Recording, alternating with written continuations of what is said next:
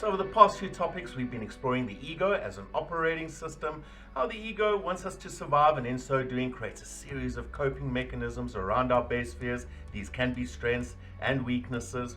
And we also looked at some behaviors, some unhealthy ego behaviors that would try and get us away from those fears, try and avoid us landing on the rocks, but in so doing, when we go into those behaviors, we could be heading straight into that fear. We've also been working with emotional agility. This is where we take on those observer roles, where we start to notice our emotions without judgment. We become curious around them, and this does include our fears. And as we start becoming curious, they have less of a hook. The urges, the desires, and the feelings that can influence our behavior have less power over us. And then we're in a better position to start making a choice as to how we wish to respond instead of react. Now, you will recall I mentioned that the operating system can go into DOS mode. It shuts down when it's under severe stress and when our ego is not in a very healthy state. Daniel Goleman refers to this as the amygdala hijack, or as we say in Beyond Thinking, when the lizard hijacks the wizard. So over the next few moments, we are going to explore what happens when we go into the hijack and why does this happen. And then we're going to explore also why is it so important to manage for the sake of our well-being. So what happens when the lizard hijacks the wizard, and why does it happen? Well, you'll recall from topic 3 that there are the 3 main regions of the brain. We have the reptilian region, which is our instinctive part of the brain and which manages our impulses to fight or flight. And then there's the limbic region, or our emotional region of the brain. And finally, the neocortex, our higher brain, which includes the prefrontal cortex, our wizard. You'll also recall that the prefrontal cortex assists us in making decisions and regulating our emotions, to name a few. See, this part of the brain is important as we use it to reason and take on different perspectives.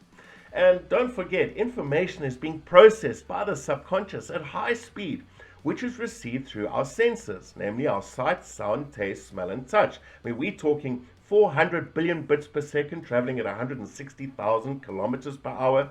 And this information is then processed by the neocortex and the prefrontal cortex. But much less information is processed. We're talking only 2,000 bits per second traveling at around 160 to 190 kilometers per hour. Now, within the limbic region, near the reptilian region, is the amygdala, which sits in both brain hemispheres. And what it's doing is it's scanning this large volume of information for any threats. Now, when our subconscious perceives a threat, it releases our stress biochemistry, adrenaline and cortisol, which influences the amygdala to shut down unnecessary functions of the body so as to conserve what is required for the fight or flight. Pretty much what happened to our ancestors when they faced the saber-toothed tiger, and what happened to me when I faced that rhino. Now, this shutdown includes preventing information from traveling to the higher brain, including the prefrontal cortex. See, we are no longer thinking logically. We cannot see anything from a different perspective. And we do not think more than 6 seconds ahead because it doesn't matter. What matters is to survive right now. The reptilian takes over and it does what is required to ensure we fight or flight to survive, as it has done over the aeons for our species. Now, as we go into the state, and depending on the degree of the hijack, our body language begins to dominate, as our body language is actually driven by the subconscious. See, the recent ability to use language is housed in the higher brain, and this is no longer effective at this point. So what happens is we begin to shout, possibly say things we would not normally say, maybe using expletives, making big gestures with our bodies as we make ourselves physically bigger for the fight. Or maybe alternatively, we can fold our arms or try and make ourselves smaller, protecting ourselves as we go into that passive-aggressive silent mode if we're going into the flight. Now, the hijack may have served us in the face of the saber-toothed tiger once upon a time, but the problem in the VUCA environment is that we may be already stressed, and this consistent flood of biochemistry, these adrenalines and cortisols, can put us on edge, and what can happen is we start unnecessarily reacting to everything around us. So why is it important to become less reactive for the sake of our well-being? Well, the first reason is that reacting does not help our well-being in general. We're flooding our body with additional stress hormones, and generally we feel energetically drained afterwards, and we require this energy to address the volatility and the uncertainty in the VUCA environment. The second reason is we solve very little by reacting.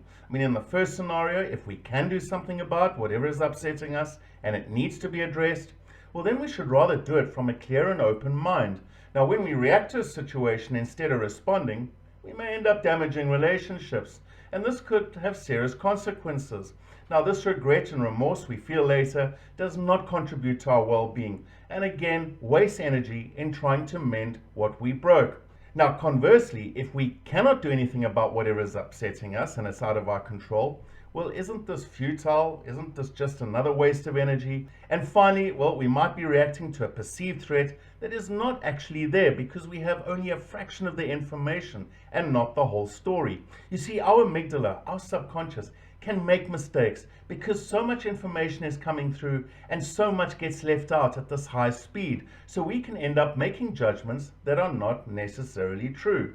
So to demonstrate this, let's do a quick exercise. I'm going to bring up a slide now. It's going to have one sentence on it. There's a couple of rules. Please scan that sentence as quick as possible and count the F's as you go through the sentence. But don't go back and try and recount the F's again. I'll only be giving you 10 seconds in any event, so you won't have much time to do this exercise. But yes, get ready. The slide will come up for 10 seconds and let's see how many F's you get.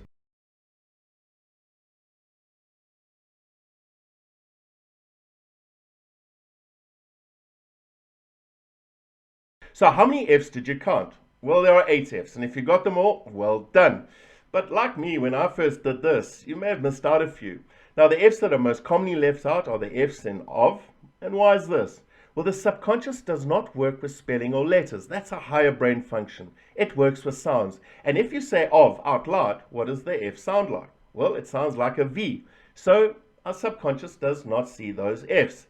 As I did not give you enough time to work with your higher brain, you could only pick up what your subconscious was picking up.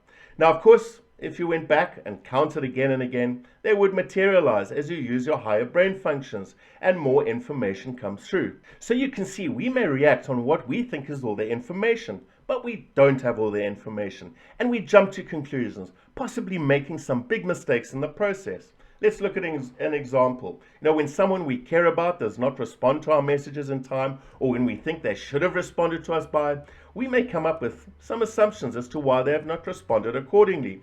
And because our genetic disposition is to go to the negative, we may think, for example, they no longer love me, or worse, there's somebody else. So the fear of loss of control kicks in, and without checking ourselves and working with emotional agility, we may react, maybe sending messages to them that we regret later. In the next topic, we're going to explore some of the triggers that have been researched by Daniel Goleman and a few other behavior specialists that activate our hot buttons. And as we become more aware of these triggers, well, there's less likelihood we're going to bite on those hooks and go into this amygdala hijack. And through this process, learn to become way less reactive. Now, as we finish off this topic, I leave you with a wonderful quote by Mark Twain. "It ain't what you don't know that gets you into trouble. It's what you know for sure that just ain't so."